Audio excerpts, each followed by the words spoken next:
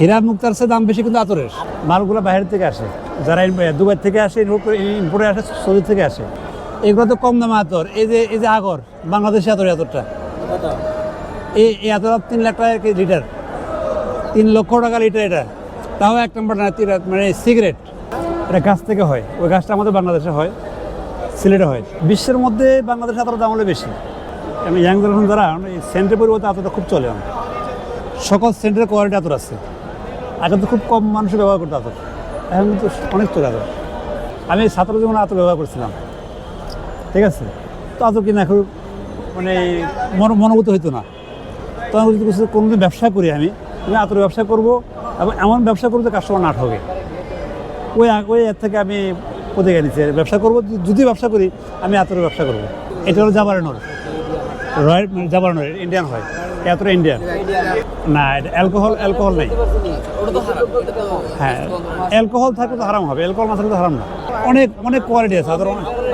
এটা কুল ওয়াটার, এটা আল হারামেন আছে না, আল হারামেন কোম্পানির সবচেয়ে কম দামি আতর। কাঁচা বেলিফুল, ইন্ডিয়ান বেলিফুলের পুরো 5,000, পুরো না হাফ 1 লিটার। এগুলো 5,000 আছে, 10,000 আছে, 15,000 আছে, 18,000 আছে, 22,000 আছে, বিভিন্ন কোয়ালিটি আছে।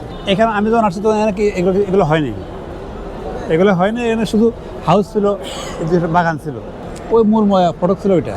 সুগন্ধি আল্লাহ রসুল করছেন, এই জন্য আমাদের জন্য সুন্নত। আলহামদুলিল্লাহ, ব্যবসা করে বরকত, আলহামদুলিল্লাহ। সুন্নত এটা টুকরা আল্লাহ সালে। প্রথম তো বুঝতাম না, চিনতাম না। দেখা গেছে 1 মাস একটু আনিয়ে পরে ঠিক হয়ে গেছে। প্রথম একটু আর তো মালটাতে যে কোনো কাজ করতে করতে মানুষের অভিজ্ঞতা অর্জন হয়, যে কোনো কাজ।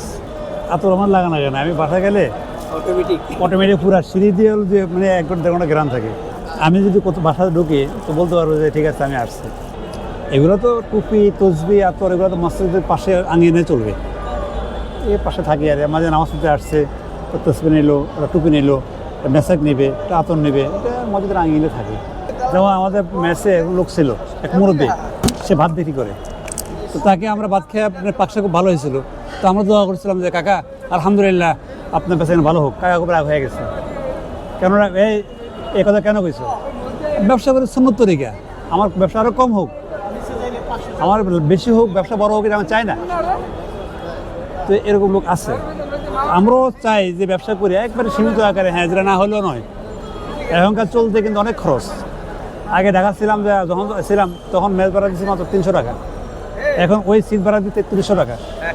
ওর সাথে অ্যাড করতে হয়, ওর সাথে যোগাযোগ করে। আমি যদি কাস্টমার না ঠকে ওই খেয়াল রাখতে হয়। কোনো পাল্টা আমার 100 টাকা কিনা আমি 30 টাকা লাভ করবো, এর কম করে যাবে না।